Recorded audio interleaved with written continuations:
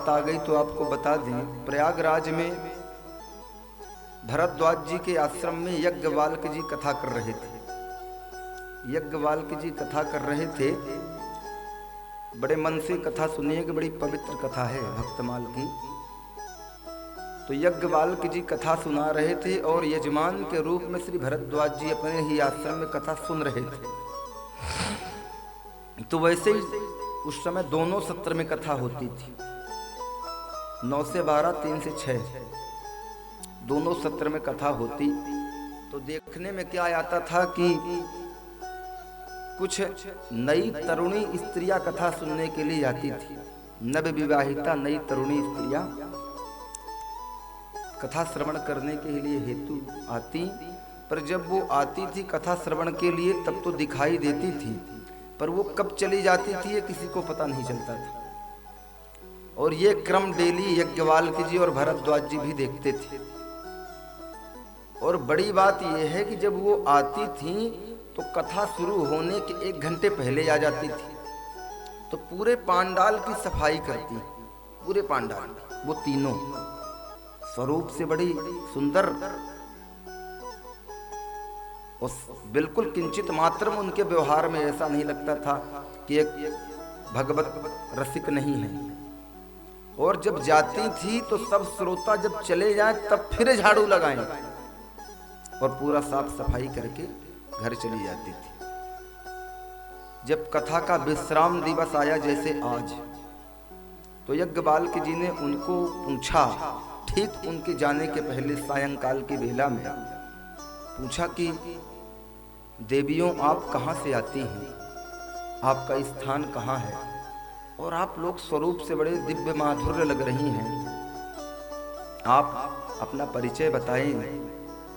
तो उन तीनों देवियों ने कहा कि देखिए हम गंगा, यमुना और सरस्वती हैं।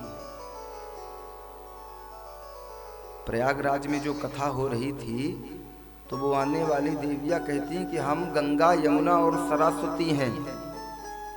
बोले आप तो वैसे ही पवित्र हो। अरे दुनिया के पापी गंगा में, यमुना में, सरस्वती में स्नान करते हैं और अपने पापों का शमन करते हैं, फिर आप क्यों कथा सुनने के लिए आती हैं? आप क्यों आती कथा सुनने के लिए? तो कहा कि प्रभु आपने जो मैं कहने वाली थी वो आप पहले ही कह चुके। दुनिया के लोग आते हैं कथा सुनने के लिए और अपना अपना पाप हमारे ऊपर छोड़कर चले जाते हैं, क्योंकि सब लोग कथा सुन के रखे हैं कि गंगा जी में जाएंगे तो हमारे पाप समाप्त हो जाएंगे।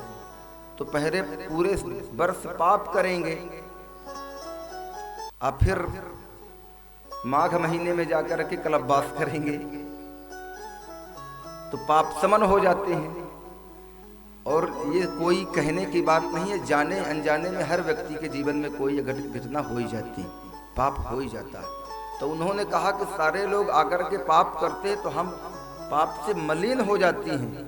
जहाँ भगवान की ये सुंदर रमणीय कथा चलती है, भगवान श्री राम की कथा होती है, वहाँ आने वाले जितने भक्त होते हैं उन भक्तों की जो चरण की रज होती है उससे जब हम अपने मस्तक में उसका अभिषेक करते हैं तो हमारा पाप समन हो जाता है, हमारा पाप नष्ट हो जाता है।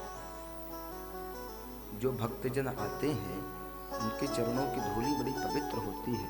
अब वो पवित्र धूली जब हमारे मस्तिष्क में पड़ती है तो हमारा पूरा शरीर स्वच्छ एवं पवित्र हो जाता है। इसलिए हम लोग यहाँ आते हैं। यज्ञवाल्क जी ने उनके चरणों में प्रणाम किया। धन्य है देवियाँ, आपने आने वाले संसार को एक सीख प्रदान की है। श्री नाभादास गोस्वामी भक्तमाल में इस कथा का वर्णन करते हैं। ऐसी पवित्र ये कथा है और श्रवण भक्ति पहली भक्ति है। माता